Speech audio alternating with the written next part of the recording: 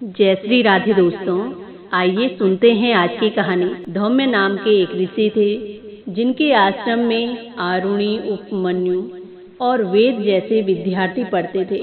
एक समय की बात है, वर्षा के दिन थे। धौम्य ऋषि ने अपने शिष्य आरुणि को आदेश दिया और कहा कि बेटा जाकर धान की खेत की मेंढ बांध दो, पानी खेत से बाहर ना जाए। और अब गुरु की आज्ञा से आरुणि खेत पर पहुंचे तो देखते हैं कि खेत की मेंढ टूटी हुई थी। पानी बड़ी तेजी से बहे जा रहा था और अब आरुणि ने बड़ा प्रयत्न किया मेंढ को बांधने का, लेकिन सफल न हो सके।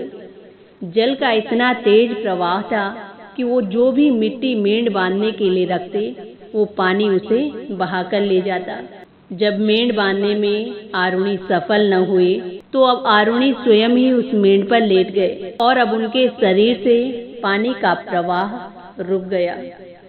पानी के भीतर पड़े पड़े आरुणि का शरीर अकड़ने लगा और अब पानी के अनेक प्रकार के जीव जंतु आरुणि को काटने लगे, लेकिन आरुणि उस मेंढ से खड़े नहीं हुए। पूरी रात्रि उन्होंने ऐसे ही व्यतीत की। इधर रात्रि में अंधेरा होने पर धौम्य ऋषि को बड़ी चिंता हुई और वो अन्य शिष्यों से पूछने लगे कि आरुणि कहाँ है। तो शिष्यों ने बताया कि गुरुदेव, आपकी आज्ञा से वो खेत की मेंढ बांधने के लिए गए हैं, तब से लौटे नहीं। पूरी रात्रि ऋषि सो न सके।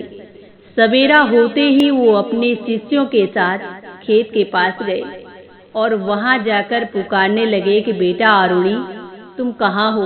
और अब आरुणि को गुरुदेव का स्वर सुनाई पड़ा तो उन्होंने वहीं से उत्तर दिया कि भगवान, मैं यहाँ जल का वेग रोक रहा हूँ। ऋषि शीघ्रतापूर्वक वहां पहुंचे। उन्होंने आरुणि को उठने का आदेश दिया और जैसे ही आरुणि उठे तो ऋषि ने उन्हें अपने हृदय से लगा लिया और बोले कि वत्स, तुम क्यारी को विदीर्ण करके उठे हो। अब से तुम्हारा नाम उद्दालक होगा। सब वेद तथा धर्मशास्त्र तुम्हारे अंतःकरण में स्वयं प्रकाशित हो जाएंगे और इस लोक में और परलोक में तुम्हारा मंगल होगा।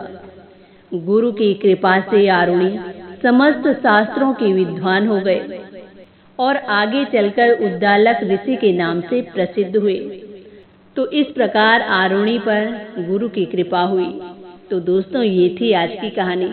इसी के साथ जय श्री राधे, जय श्री कृष्ण।